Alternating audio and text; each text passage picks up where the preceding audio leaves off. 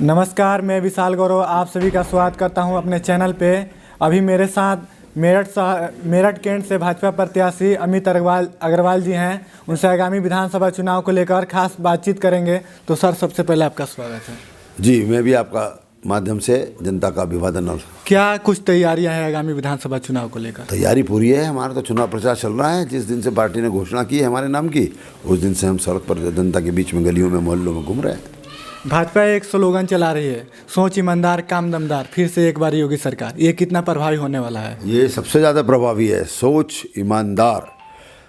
मोदी जी ने कहा ना खाऊंगा और ना खाने दूंगा, तो उन्होंने किसी को खाने नहीं दिया। योगी जी उसी राह पर चले हैं। योगी जी ने काम ईमानदारी से किया है और इतना काम दमदारी से किया है, इतना काम किया है। महिलाओं की सुरक्षा का काम किया है, बच्चों की सुरक्षा का काम किया है। स्कूल आते जाते सौदे छेड़ते थे, उनके दुपट्टे खींचते थे, हाथ पकड़ते थे। अब आज किसी की हिम्मत नहीं है। महिलाओं के सम्मान के लिए शौचालय बनाए हैं। 12 करोड़ शौचालय बनाए हैं। विश्व में अपने आप की बहुत बड़ी घटना है। और सब शौचालय में महिलाओं ने खुद उसका नाम इज्जत घर दिया है। बहुत बड़ा काम ये हुआ है और सब जगह विकास चल रहा है। बदमाशों ने जो ज़मीन सपा के ज़माने में इकट्ठी कर ली थी, कब्जा कर लिया था, सरकारी ज़मीनों पर कर लिया था, माफियागर्दी करती थी, गुंडागर्दी करती थी, ऐसे उन लोगों को जेल में डाल दिया है। ऐसी उन संपत्तियों पर बुलडोजर चल रहा है और गरीबों के उसके ऊपर मकान बनेंगे। मुख्यमंत्री ने घोषणा कर दी है। जो कानून व्यवस्था है उस पर लगातार जो विपक्ष पार्टी है वो लगातार घेर रही है, चाहे वो उन्नाव का मामला हो, चाहे हाथरस का मामला हो, या फिर गोरखपुर का मामला हो। आप देखिए, अस्पतालों से आप रिकॉर्ड ले लीजिए, कोई स्टैबिंग की घटना अस्पताल में अब आती नहीं है। जिला अस्पतालों में, मेडिकल कॉलेज में कोई गन शॉट की घटना आती नहीं है। इससे बड़ा और क्या उदाहरण हो सकता है? कानून व्यवस्था कायम है। कानून व्यवस्था उनको लगती है कि जो गुंडे जेल में बंद हो गए, उनको लगता है कि हमारी स्वतंत्रता ख़त्म हो गई है। स्वतंत्रता आई है, स्वतंत्रता आम जनता के लिए आई है। आम जनता अब स्वतंत्र रूप से विचरण कर रही है, दिन हो या रात हो। अब किसान को खेत पर जाने के लिए रात को बदमाशों से बचाव के लिए कट्टा नहीं रखना पड़ता है। अब उसको यूरिया का कट्टा मिलता है, आसानी से मिलता है। यूरिया भी हमने उन्हें उपलब्ध कराया है। तो सर्वत्र कानून का राज है इस समय। लॉ एंड ऑर्डर बहुत बढ़िया चल रहा है। जो भी काम भाजपा उद्घाटन कर रही है उसको अखिलेश यादव अपना बता दे रहे हैं। कह रहे हैं कि दिल्ली से फीता आता है और लखनऊ से कैंची आती है। भैया जी, कैंची तो मेरठ में बनती है, कैंची कहीं और से नहीं आती है। अगर उन्होंने योजनाएं बनाई थी तो क्यों नहीं उद्घाटन करके खुद? किसने मना करा था? अगर उनकी योजनाएं हैं तो उद्घाटन कर जाते। क्यों नहीं कर गए उद्घाटन? क्योंकि वो योजना ही बनाई, उन्हें पूरा नहीं किया। हमारी सरकार ने पूरा किया। आज किसानों को बिजली मिल रही है। आज शहर में बिजली जा रही है, पता ही नहीं चलता हमें तो। कभी लाइट बंद भी होती हो। सपा के ज़माने में तो केवल 4 शहरों में लाइट मिलती थी। शिवपाल जी जहाँ से चुनाव लड़ते, जहाँ से राम गोपाल चुनाव लड़ते, जहाँ से मुलायम सिंह चुनाव लड़ते, जहाँ से अखिलेश भैया चुनाव लड़ते, जहाँ से डिम्पल चुनाव लड़ती, उन शहरों को बिजली मिलती है और किसी शहर को बिजली मिलती नहीं थी। किसान तो नाराज है ना? किसान कोई नाराज नहीं है। मैं तो सारे में घूम रहा हूँ। किसान मेरे भी यहाँ गाँव हैं, किसानों के बीच में जा रहा हूँ, जाट बिरादरी के बीच में जा रहा हूँ, गुजर बिरादरी के बीच में जा रहा हूँ, सैनी बिरादरी के बीच में जा रहा हूँ। कोई किसान नाराज नहीं है, किसान खुश हैं। किसान को अब उपज बेचने में आसानी है, किसान को अपना बिजली में आसानी है, किसान को गन्ने का पेमेंट मिल रहा है। किसान को कहाँ की परेशानी? किसान को कोई परेशानी नहीं है। यूरिया मिल रहा है। पहले कांग्रेस के ज़माने में, सपा के ज़माने में यूरिया पर डंडे पड़ते थे लोगों के, टांगों पर और कमर पर और उस पर बम पर। मुलायम सिंह यादव की पुत्र वधू भाजपा में शामिल हुई, इस पर क्या कहिएगा? अरे, मुलायम सिंह ने आशीर्वाद दे दिया खुद। मुलायम सिंह ने खुद अपनी बहू को, छोटी बहू को आशीर्वाद दिया, अपर्णा को, और वो लड़ेगी, चुनाव लड़ेगी वहाँ से। और मुलायम सिंह ने तो संसद में कहा था, मोदी जी हम चाहते हैं आपकी सरकार दोबारा बने। इससे बड़ा और क्या आशीर्वाद होगा? मुलायम सिंह दिल से हमारे साथ हैं। तो परिवार का झगड़ा, उनके भाई के और उनके बेटे के बीच में झगड़ा हो गया, तो बेचारे समय से पहले बूढ़े हो गए। आपके भी पार्टी से स्वामी प्रसाद मौर्य गए, ये कितना बड़ा नुकसानदायक हो सकता है भाजपा के लिए? चेंजिंग प्लेटफॉर्म पर थे वो। मायावती के ज़माने में जमकर उन्होंने खाया था, जांचें चल रही थी। योगी मोदी किसी को छोड़ने वाले नहीं, चाहे अपनी पार्टी का आदमी हो। तो जांचों का परिणाम सामने आ जाता तो स्वामी प्रसाद मौर्य मंत्री रहते हुए जेल चले जाते। तो उन्होंने जो चाटा मायावती के ज़माने में मलाई, वो मलाई उनको यहाँ नहीं मिली खाने को। मोदी ने कहा था ना खाऊंगा ना खाने दूंगा, योगी ने उनको खाने नहीं दिया। तो उन्होंने कहा सरकार दोबारा बन रही है तो तू क्या करेगा? कुछ खा ही नहीं पाएगा। तो फिर अपना छोड़ के चला गया। तो कह रहे हैं 85 और 15% की लड़ाई होने वाली है। हाँ तो ठीक है ना, 85% हमारा है, 15% उनका होगा। हम तो 85 में तो हमें। स्वामी प्रसाद मौर्य ने कहा ना, 60 में 100 में 60 हमारा और 40 में बंटवारा, और उस बंटवारे में भी आधा हिस्सा हमारा, नहीं, वो अपनी बात तो 80 हो गया ना हमारा।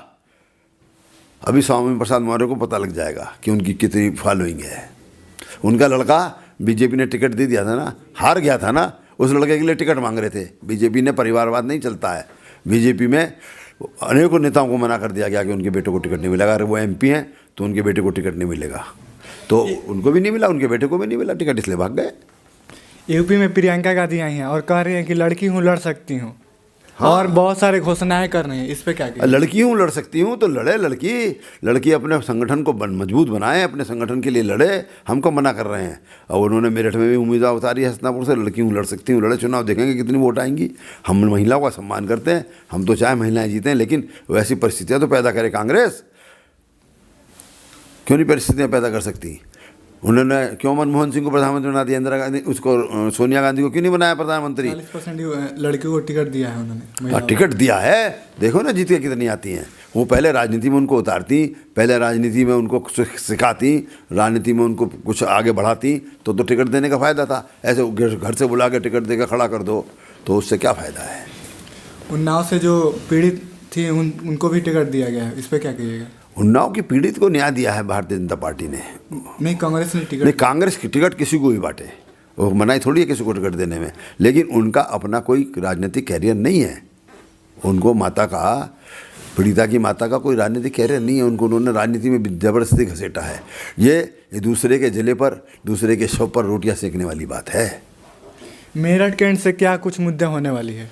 मेरठ कैंट में मुद्दा कुछ नहीं है। मेरठ कैंट विकास की ओर अग्रसर है। भारतीय जनता पार्टी जब से आई 2014 2017 में दोनों सरकारें बनी, डबल इंजन की सरकार बनी, मेरठ कैंट का बड़ा विकास हुआ। मेरठ दिल्ली से दूरी 3.5 घंटे के बजाय 1 घंटे की दूरी रह गई। अभी रैपिड रेल चल रही है, 2 साल के अंदर 2024 से पहले 45 मिनट की दूरी रह जाएगी। मेरठ गंगा एक्सप्रेस वे बन रहा है, मेरठ से लेके प्रयागराज तक 6 घंटे में प्रयागराज पहुंच जाएंगे, 4 घंटे में लखनऊ पहुंच जाएंगे। और मेरठ के चारों तरफ सड़कों का जाल बिछा है। बाहरी रिंग रोड बन रहा है। रोड की रोड से मवाना रोड से किला रोड से हापुड़ रोड से दिल्ली रोड, सब कनेक्ट होता चला जा रहा है। मेरठ में विकास की अपार संभावनाएं हैं। हम मेरठ को गुड़गांव, फरीदाबाद और नोएडा की तर्ज पर विकसित करेंगे।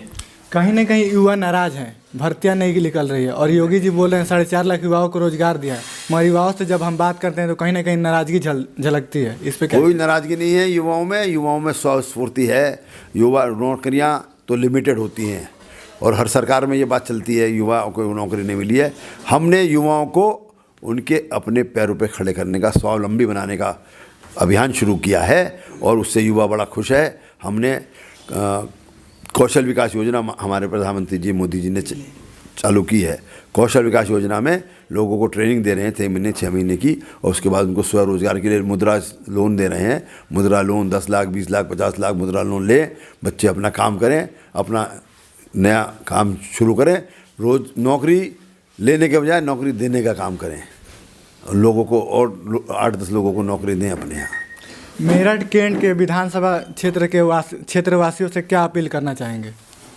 मैं उनसे अपील करना चाहूँगा कि मेरठ को उत्तर प्रदेश को, पूरे उत्तर प्रदेश को योगी जी ने बहुत कानून व्यवस्था दी है, शांति का वातावरण दिया है, महिलाओं को खुले में विचरने का मौका मिला है, आने जाने की सुविधा मिली है और अनेकों सुविधाएं, अनेकों योजनाएं, गरीबों को फ्री राशन मिल रहा है।